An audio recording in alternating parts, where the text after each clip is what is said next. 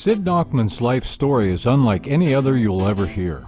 As we've likely heard that many times before, in this case it is true, as Sid was the first person in the U.S. to be diagnosed as bipolar, long before we even knew there was such a thing.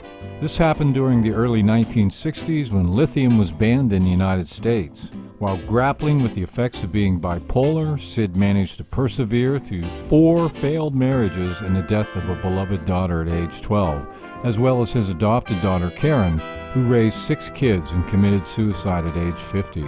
In Sid's words, "I guess God thought I had enough pain in my life, so he plunked down my 5th wife, Linda, who helped me beat back bipolar without drugs and live a fairly normal life for over 27 years. Sid was born into a Jewish family in 1935 and grew up in Philadelphia, Pennsylvania.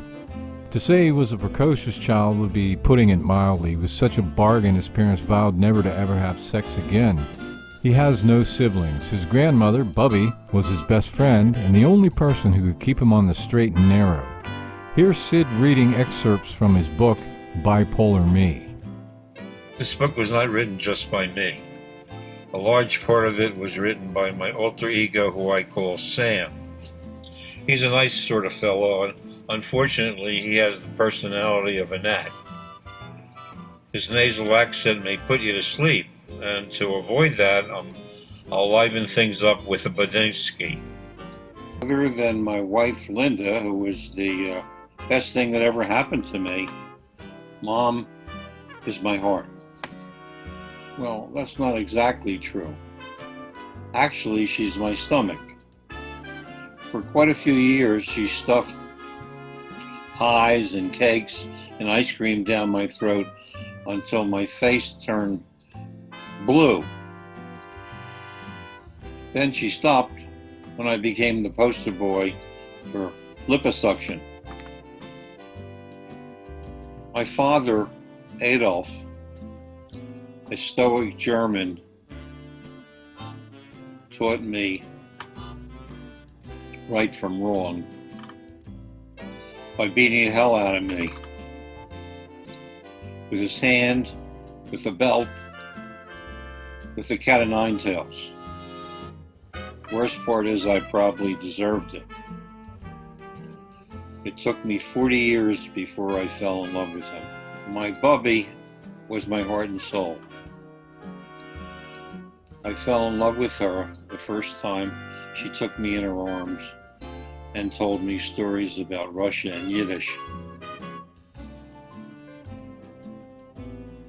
Even though Yiddish was Bubby's only language, she never failed to get her message across, calling me by name Shleima when I was good, Schlemke when I was bad, Surus when I was very bad, and a whack with a broom when I was intolerable, which was a hell of a lot of more times. She used Schlemke more often than not and never called me Sidney.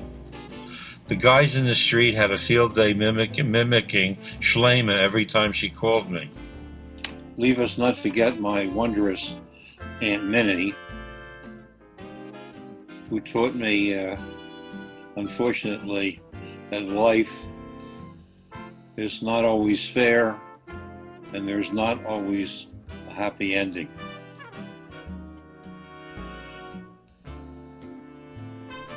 Spending the bulk of his time on the streets of West Philly, like most kids his age, taught Sid valuable life lessons, one of which was the effective use of curse words. Delancey Street in West Philly became his own private dictionary.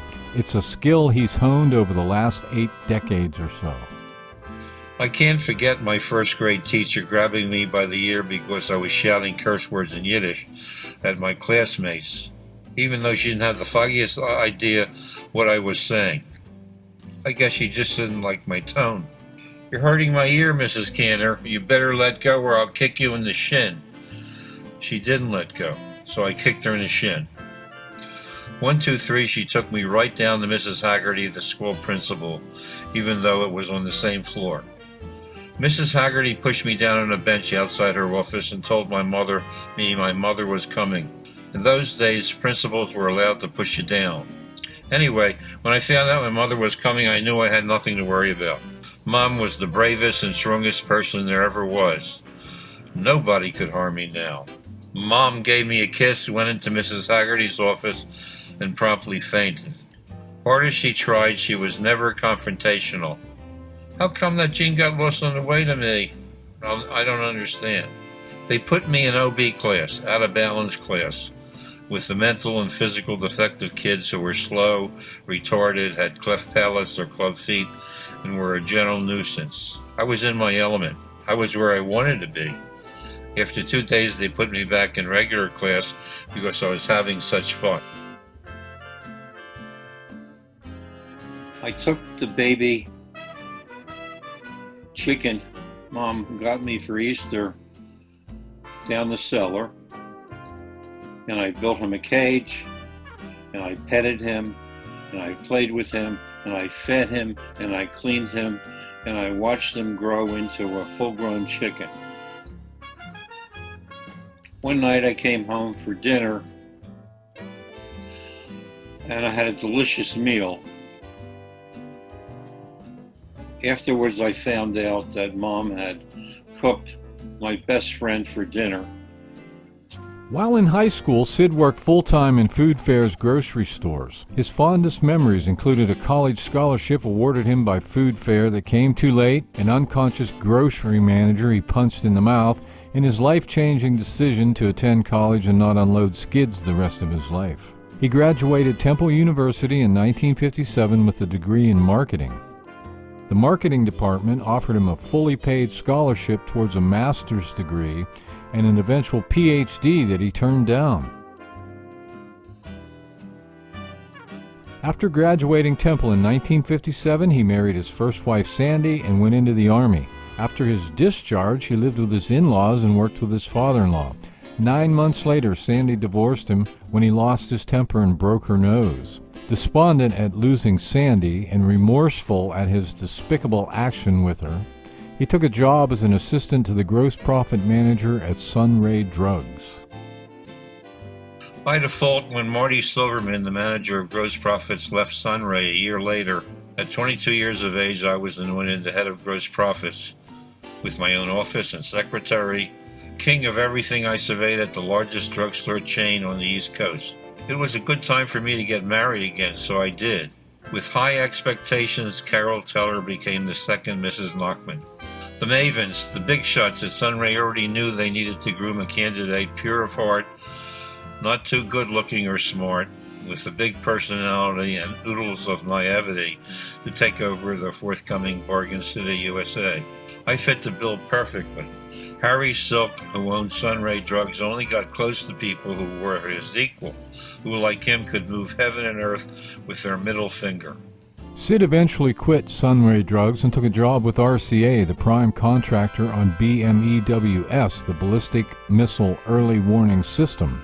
Sid wrote the progress reports on BMD's monthly directives that he called his bowel movement directives. During his 5-year tenure at RCA, his wife Carol gave birth to his daughter, the apple of his eye, Michelle Beth Nachman, in December of 1963.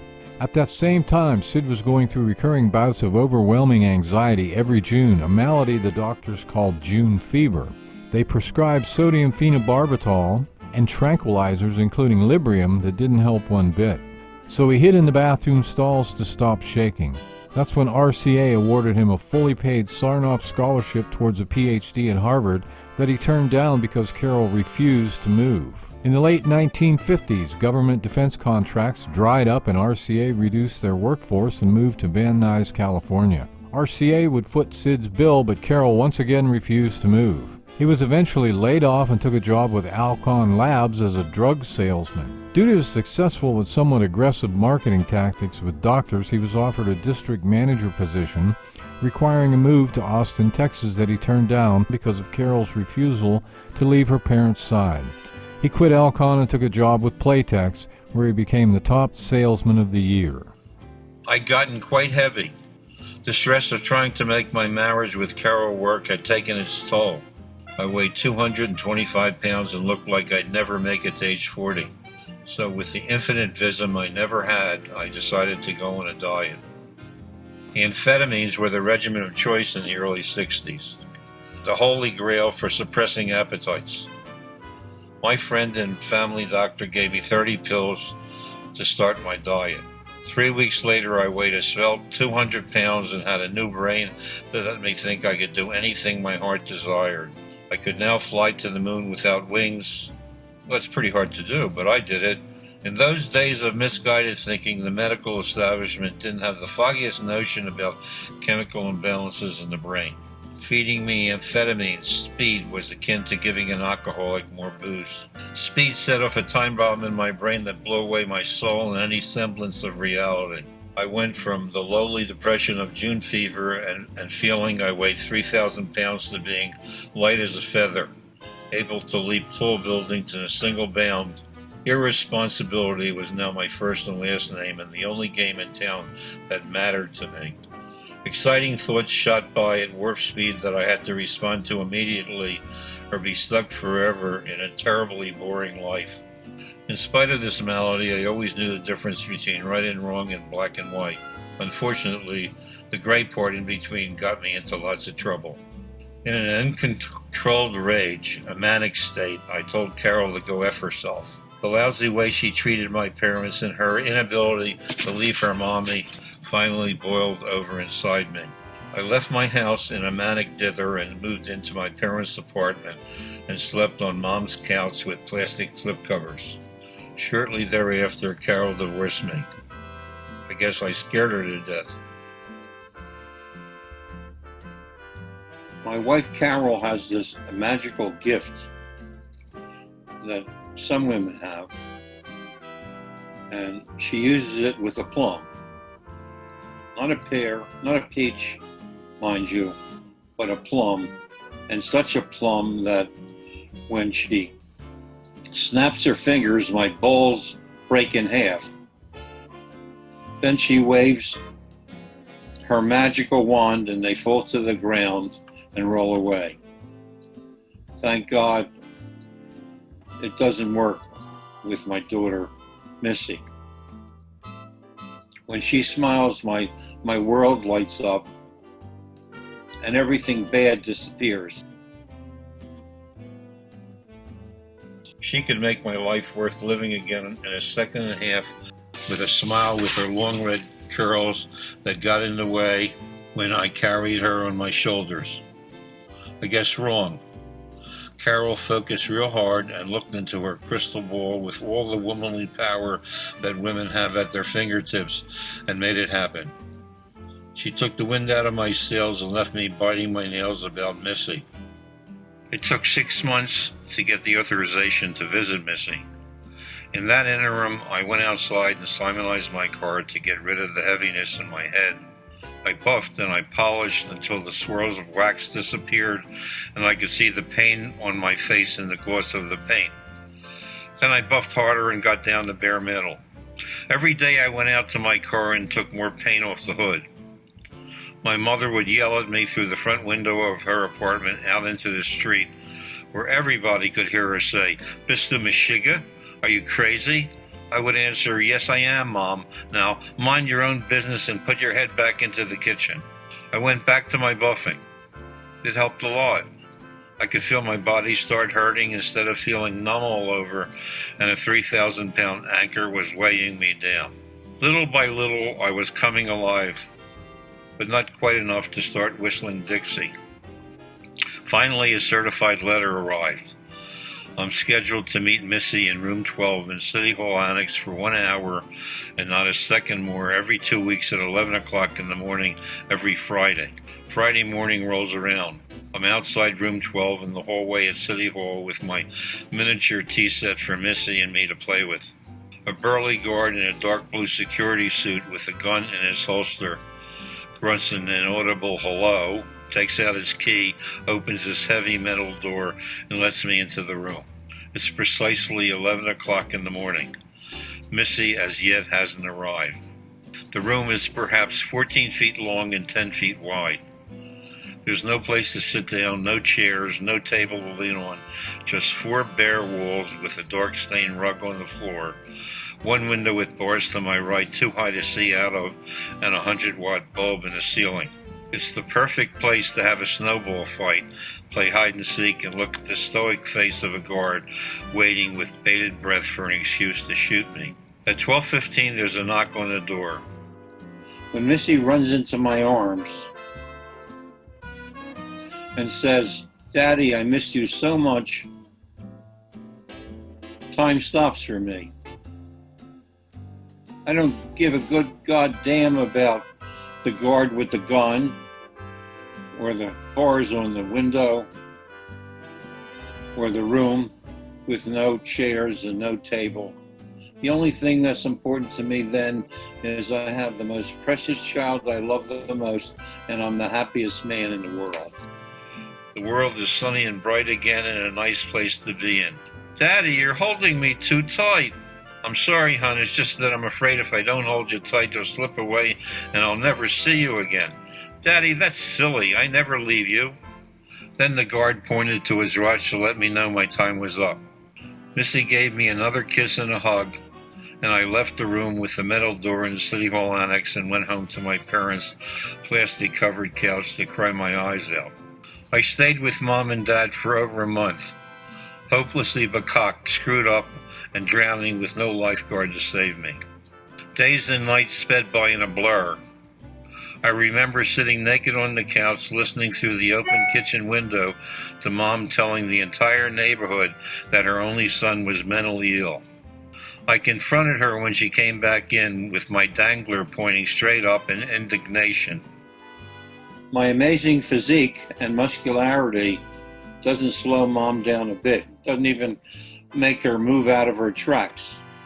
To her, I'm always 2 years old. She responded with a look of complete innocence, denying everything. Shayna, pretty one, your imagination is playing tricks on you again.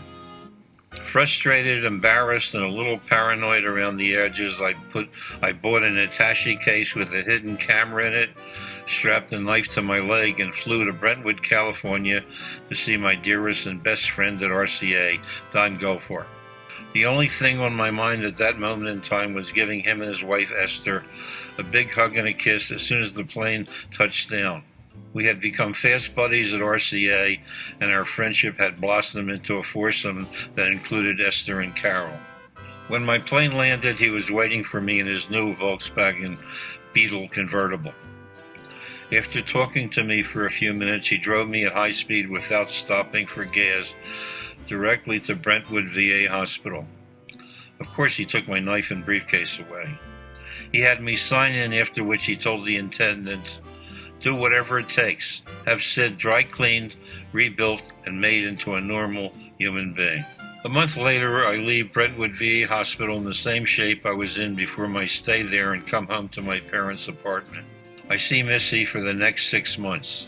Each visit tears my heart into little pieces. Snowball fights and Christmas lights at rich people's houses remain an unattainable thing of the past. I continue to get all therapied up by Dr. Jack L. Ward. He's the shrink you'll learn more about later who helps bring me down from the clouds with an experimental drug called lithium. Unfortunately, it doesn't do squat for my feelings about Missy, so I tell him, "Dr. Jack, I'm coming apart at the seam. I can't take it anymore." He responds with, "Sid, there are one of two choices you can make. Knowing you like I do, you'll probably feel both snake to high heaven. Number one is you keep seeing Missy like you're doing now, rip your heart out and have a nervous breakdown. Or number two, stop seeing her altogether and make a new life for yourself." So I think, gee willikers, you forgot to suggest the best choice of all. Get a gun and kill myself. So I go for making a new life and feel guilty as hell. I have troubling doubts that I've made a bad mistake. Then for once in my life, logic cuts in, turns my head around and makes me thank God I have the strength to go on with my life. So with the mind still more than slightly askew, I push myself out into the big bad world. Sid's dad buys him a cleaning route in King of Prussia, so Sid doesn't have to work with or take anything from anyone else. Sid meets a rich drunk on his route, Joan Rainey, who has a daughter the same age as Missy. he marries his third wife. 6 months later, a detective with a gun hired by Rainey stops him from entering her house. Shortly thereafter, the marriage is annulled. After 6 weeks of exceptional lovemaking, he marries his fourth wife, Kathleen Walsh. He adopts her 5-year-old daughter, Karen. They stay together for 22 years in an intolerable relationship with occasional periods of happiness. The best thing they do is make 3 wonderful kids, Andy, Jenny, and Robert. Made into nothing by Kathy and thoroughly depressed, Sid decides to kill himself, but he can't find the best way to do it without waking his dogs and the rest of his family. So he leaves and suffers a bitter divorce. Somewhere along the way, before he leaves Kathy, she tells him Missy died of Ray's syndrome. His shame that he wasn't there when she needed him is horrendous. He searches for her for the next 45 years to tell her that he's sorry he listened to the shrink and took the easy way out. Out of the blue, his fifth wife, Linda, finds out his ex-wife, Carol, just died, had remarried and given Missy her new last name. Sid calls the funeral home and finds out Missy is buried at the same cemetery as her mother. God gives Sid another chance to ask Missy to forgive him. It's 1962. I can't sleep, I can't eat, I can't hold a job. My head's spinning around so fast that I try to scream, but I can't. I pray to God to help me, and He does. I go to my cousin Carol, my soulmate since I was little, about getting out of the manic trap I'm in. I had the hots for my cousin Carol pretty badly. In those days, if you had sex with a relative, it was a no-no. Really a no-no. It was worse than incest. So all I could do was dream. She tells me she's read about a doctor in Canada who's developed an experimental drug that's helped people like me successfully battle manic depression. The next thing I know, I'm talking on the phone to Dr. Humphrey Osmond at the nut house he's working in Saskatchewan, Canada.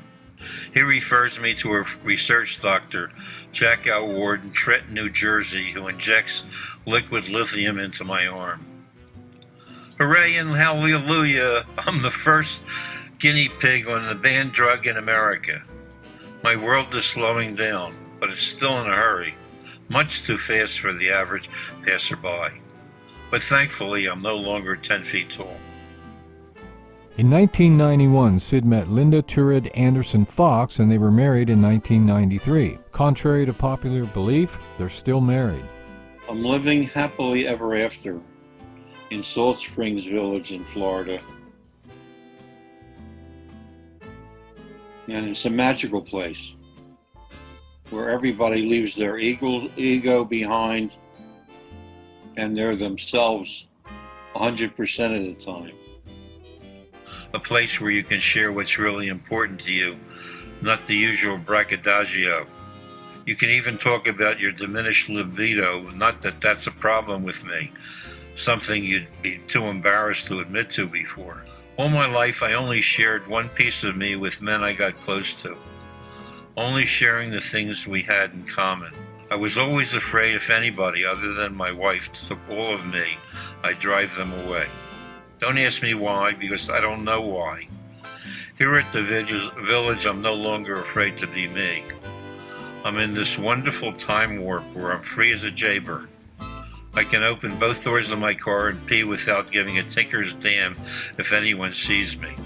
I can let myself go and enjoy every breath I take and exclaim at the top of my voice, life can't get better than this. My dog loves me. My kids love me. My wife still loves me. And best of all, she doesn't want to change a hair on my head. What more can a guy ask for? Thank you, God, for making everything nice for me.